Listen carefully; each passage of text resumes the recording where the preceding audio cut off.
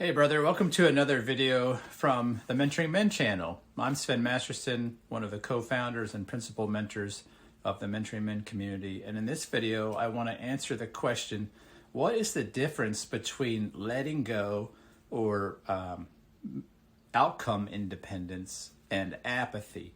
And this is actually a really nuanced topic, and I'm glad to be able to talk about it because it's an area that a lot of men struggle with when they come into a community like ours, or when they're experiencing relationship conflict, something like a woman that needs space, or maybe a separation or divorce. When men come to us and they begin talking with us and working with us through their very complex relationship challenges, one of the things that we aim to help a man see is just how dependent he has become on his partner for his sense of vitality, for his sense of well-being, his sense of value and worth and significance. Men learn to become enmeshed, as you may have seen in some of my other videos. And with that sense of enmeshment comes this fierce grip on what happens next. And so when a woman has just told a man that she wants a separation or a divorce, when she's just said, I love you, but I'm not in love with you, or I need space, what men feel in the deepest parts of their bodies is this anxiety and dread at the prospect of losing this source of where they have received a good bit of their sense of well-being. This is the nature of enmeshment, emotional enmeshment. This is the nature of dependency. And so when we get to know men in these circumstances, one of the things we start to encourage them with is the need to let go of that dependency, to move from dependency and enmeshment to self-reliance and differentiation. One of the challenges is that men are enmeshed for reasons, primarily insecurity, and secondly, because of immaturity. And so men don't know how to let go, how to release their dependency oftentimes without becoming apathetic. Now, to be apathetic means to just lose interest and concern in something.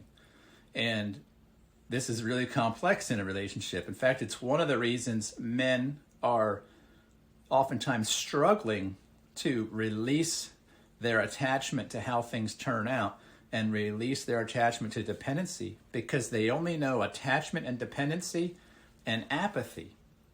And this is just the nature of immaturity, right? We call this the same energy that says, I'm taking my ball and going home. When we're little boys, maybe we go to play with a neighbor or something, and we don't like how things are going.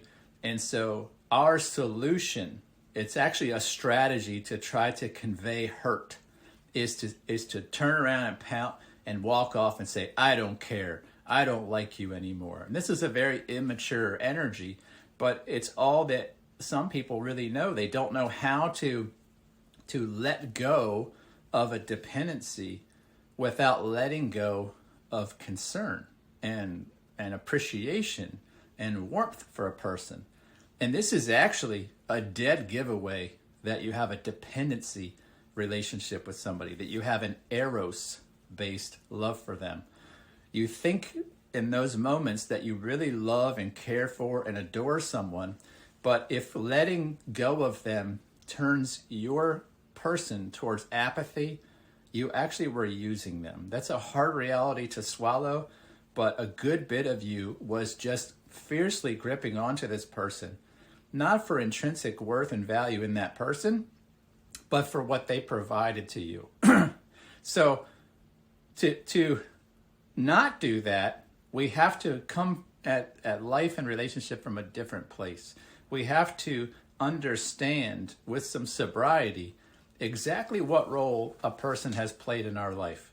Did we truly and really appreciate them, or did we appreciate what that person could give to us?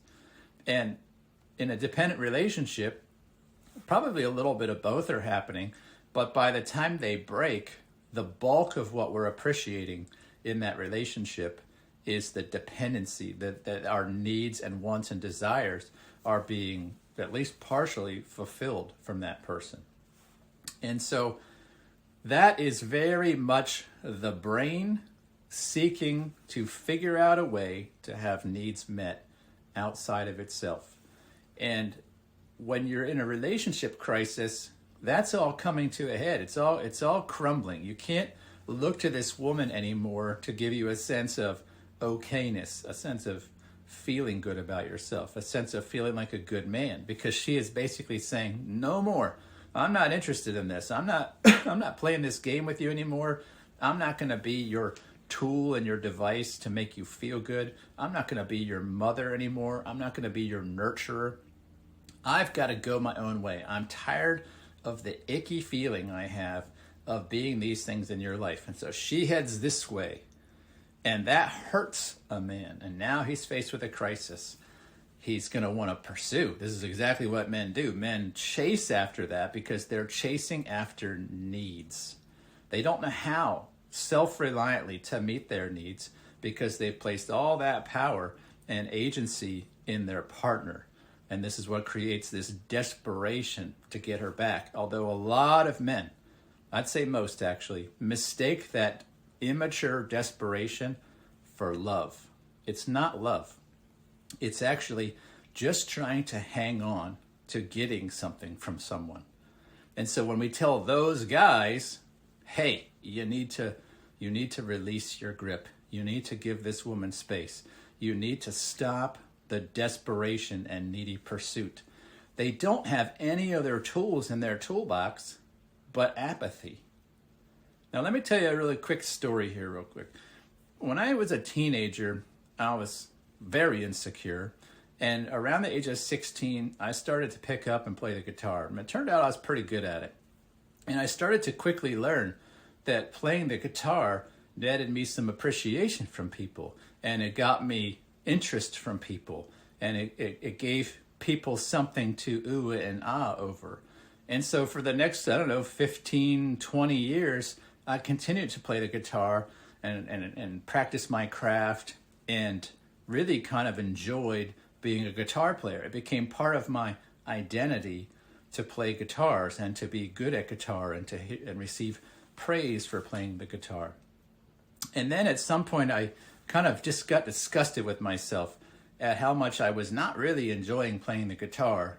And I was playing the guitar and then watching the crowd to see, did people like that? Did I get compliments? And it just all felt really icky to me.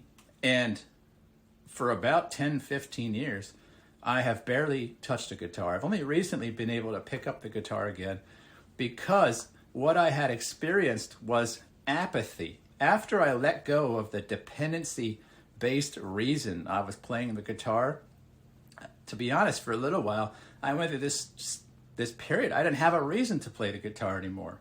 I hadn't really been playing the guitar that much out of pure enjoyment. I mean, I did sometimes. I do and I did enjoy the guitar, but the bulk of why I played the guitar for this season of life, a pretty long season, was actually egoic. It was all to get other people to validate, approve, and accept me.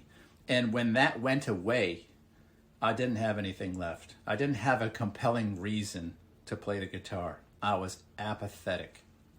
And so that just needed to sort itself out. You could have told me, but there's all these good reasons to play the guitar, Sven, and you would have been technically correct, but I needed to actually go through that disconnection. I needed to go through the break of what the guitar meant in my life. I needed to become differentiated from being a guitar player, because as an enmeshed man who was built his identity around his relationship with his guitar, I didn't know how to relate to the guitar in any other way but as a tool to validate and to use to find my approval and acceptance and a sense of worth. And it was just gross. And so I have been going through this period of time now for, like I said, probably about 10 or 15 years where I haven't really played the guitar. And I've just in the last year started to pick it up and learn to appreciate the guitar again, not from a sense of what other people can say or feedback they can give me, but just for the pure delight of playing the guitar. Now, I've told you that story because the same kind of thing needs to happen in a man's relationship and in his heart and in his life when he has built an unhealthy attachment and dependency and enmeshment with the partner in his life. Now, he doesn't have to go and be separate from that partner for a decade. I certainly didn't need to wait that long. I just had other things that were more important to me. But he does need to give it some time. He needs to learn how to break that dependency, let the dust settle, let the pieces kind of fall on the floor, and just give it a little time. Give it a little air, give it a little space to breathe, and use the focus instead, not to figure out on how do I relate to this woman, but to turn the energy inward. You see, I don't have to worry about apathy so much if my focus is on me. And if I'm focused on me and I'm focused on how do I be whole as a man, how can I move through my day and my life with a sense of value and worth and significance? How can I learn to appreciate myself without her, without her being warm today, without her nod of approval, without her acceptance? Because that's the journey that needs to happen. And until a man can become wholehearted, the stark reality and honest truth is he will be apathetic because he doesn't know how to live from a warm heart. He only knows how to live from this ego, this imposter self that is so used to manipulating and controlling and these chameleon efforts to get people to like it. It doesn't know how to live as an okay, calm, confident, self-assured person. Instead, it just knows the anxiety and the dread that comes with wondering if people like me. A man like that is just ruminating in his head all the time. What did they think? He's kind of like me with a guitar. Did they like that song? Did they like that little rhythm and jig I did there? He can't even fathom that he could be okay without that stuff. And so in a man's growth journey, sometimes you have to break that dependency, experience that really right now all I have is apathy. It's not where I want to be, but it's all I can do right now. Now, I'm not pro-apathy. It's just that in order for empathy and curiosity and appreciation and warmth and acceptance to take place of apathy, a man must find himself again. This is the journey. And it has nothing to do with getting reoriented to his partner. It has to do with getting reoriented to himself. And so that's just the nature of differentiating, is you break this dependency that had a stranglehold on both you and your partner. There is kind of an apathy period for a while, and it feels very unsettling. It feels very unsafe, both to the man and to his partner. But some really important things are happening in this same stage. It's actually the conversion of eros to agape, or from eros to death of the relationship. One of those two things will happen. And it's really scary to be in this season between the two loves. The season where you have let go of a dependency-based eros, but you have not yet learned to grasp onto agape. This is a frightening period for men. I call it the trapeze effect. It's like you're letting go of one trapeze, which was the dependency-based love, and you see the agape one. You know it's there, but you're in midair, and all that's underneath of you is empty space. And you don't know where you're going to land. You don't know if you're going to crash.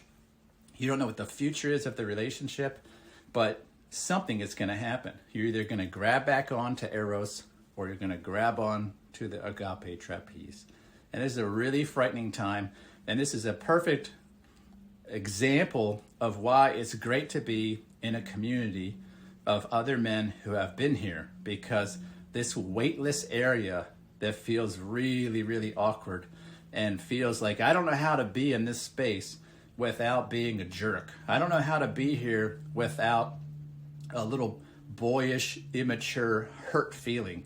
I don't know how to be in a relationship with a woman, maybe even in the same house, and let go of attachment and not be a cold, apathetic jerk. So this is where men help each other. This is why we do this in a community, because that space between the two trapezes, when you're letting go of eros and you haven't grabbed onto agape, it just requires patience. It requires time. And it requires a continued focus, not on her, not on the relationship, but on your relationship with self.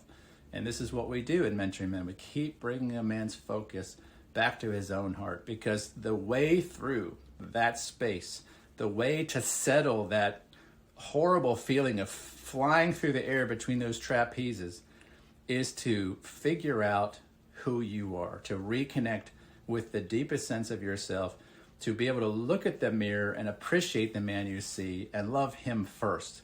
Because if you haven't done that, you'll reach back for eros. You'll reach for a new dependency, either with the same woman or with a new woman, because you're trying to answer a question that's deep within you about your own sense of significance and value.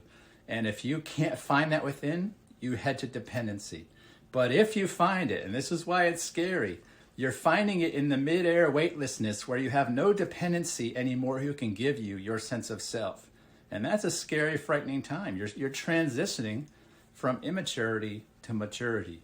You're transitioning from dependency to self-reliance. You're transitioning from enmeshment to differentiation. And that period in time is just really scary. But if you can find your love for self, and when I say love there, I'm not talking about, gaga feelings of gooey warmth. I'm talking about an agape for self, a belief that you have value and worth and significance that's implicit. Pardon me. It doesn't come from other people. It doesn't come from how much money you make or what kind of boat you have in the bay. It comes from an implied sense of self-worth. When a man lands there in that midair space, he turns towards the agape trapeze in the relationship. And now he can go into the relationship not as a cold-hearted, apathetic jerk, but as a warm-hearted man who first accepts himself. And from the solid foundation of self-acceptance, self-worth, self-confidence, can show his partner appreciation, kindness, warmth, curiosity, empathy. And that is a life cycle right there. It just takes time. And just like I have to kind of learn how to dance with the guitar again, and it's awkward. I don't have the calluses I had. I don't have the skills I used to have. I've got this like busted tendon in my pinky, and so I can't play the same way. I'm having to learn a new way to relate. That's not dependency. That's not immature. That doesn't use my guitar as a way to create self-worth, but uses it as an expression of things inside of me. And the same thing has to happen in a man's life after he lets go of the dependency he has and hopefully clings on to a better way, that agape trapeze. Now, I've talked about a lot of complicated stuff in this video. There's a lot of depth to what I talked about today. There's a lot to understand, way more than I suspect you can understand from a 18.5-minute YouTube video. And so what I want to invite you to do is to scroll down and look for a link where you can click on a form, fill out a brief request, and you can set up a call with myself or one of the other mentors on our platform and talk to us about what's breaking in your life, what dependencies are beginning to crumble, what is not working anymore that used to. And we want to hear all about that terrible, terrifying feeling of weightlessness that you might be experiencing between these two trapezes, the trapeze of eros and the trapeze of agape.